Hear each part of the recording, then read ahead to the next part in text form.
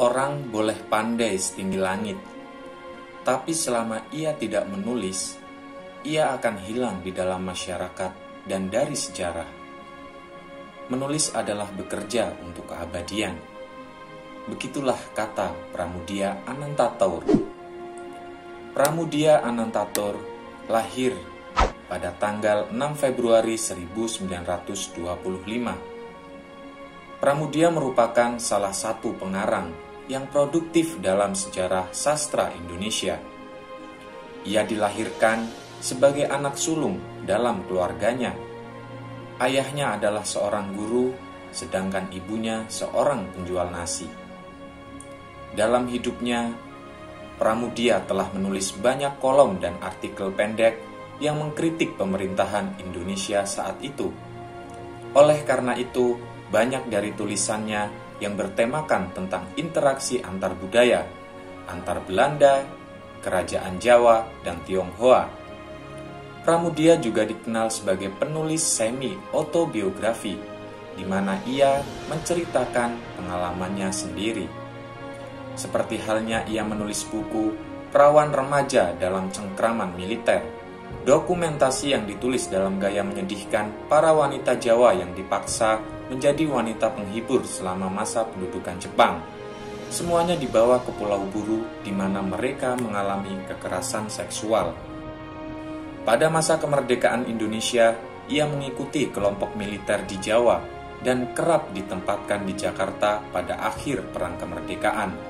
Ia menulis cerpen serta buku sepanjang karir militernya dan ketika di penjara di Jakarta pada tahun 1948 dan 1949. Pada tahun 1950-an ia tinggal di Belanda sebagai bagian dari program pertukaran budaya.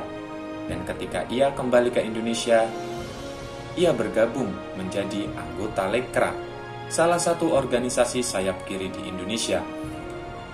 Gaya penulisannya berubah selama masa itu, sebagaimana yang ditunjukkan dalam karyanya yang berjudul Korupsi, fiksi kritik pada pamong praja yang jatuh di atas perangkap korupsi. Hal ini menciptakan fiksi antara Pramudia dan pemerintahan Soekarno. Sosok Pramudia selain pernah ditahan selama 3 tahun pada masa kolonial dan 1 tahun pada masa Orde Lama, selama masa Orde Baru Pramudia merasakan 14 tahun ditahan sebagai tahanan politik tanpa proses pengadilan. Ia dilarang menulis selama masa penahanannya di Pulau Buru. Namun, masih dapat menyusun serial karya terkenalnya yang berjudul Bumi Manusia. 4 seri novel seni fiksi sejarah Indonesia yang menceritakan perkembangan nasionalisme Indonesia dan sebagian berasal dari pengalamannya sendiri saat tumbuh dewasa. Pramudia dibebaskan dari tahanan pada tanggal 21 Desember 1979 dan mendapatkan surat pembebasan tidak bersalah secara hukum dan tidak terlibat gerakan 30 September. Tetapi masih dikenakan tahanan rumah di Jakarta hingga tahun 1992, serta tahanan kota dan tahanan negara hingga 1999. Dan juga wajib lapor 1 kali seminggu ke Kodim Jakarta Timur selama kurang lebih 2 tahun. Sampai akhir hayatnya, Pramudia tetap aktif menulis, walaupun kesehatannya telah menurun akibat usianya yang lanjut dan kegemarannya merokok. Pada 12 Januari 2006, ia dikabarkan telah 2 minggu terbaring sakit di rumahnya di Bojonggede, Kota Bogor, dan dirawat di rumah sakit.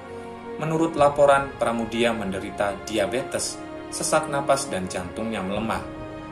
Pada 30 April 2006, pukul 9 pagi, Pramudia wafat dalam usia 81 tahun. Pada 6 Februari 2006, di Teater Kecil Taman Ismail Marzuki diadakan pameran khusus tentang sampul buku dari karya Pramudia. Pameran ini sekaligus hadiah ulang tahun ke-81 untuk Pramudia. Pameran bertajuk Perang, Buku, dan Angkatan Muda menghadirkan sampul-sampul buku yang pernah diterbitkan di mancanegara. Ada sekitar 200 buku yang pernah diterjemahkan ke berbagai bahasa dunia. Pelajaran dan narasi yang bisa kita ambil dari sosok Pramudia Anantatur adalah ketekunan dan keberaniannya dalam menulis. penjara adalah milik mereka yang takut akan merdeka. Mungkin benar bahwa sejarah adalah milik mereka yang hidup dan berkuasa, tetapi sejarah dapat dimiliki oleh mereka yang mau membaca. Inilah tukar narasi.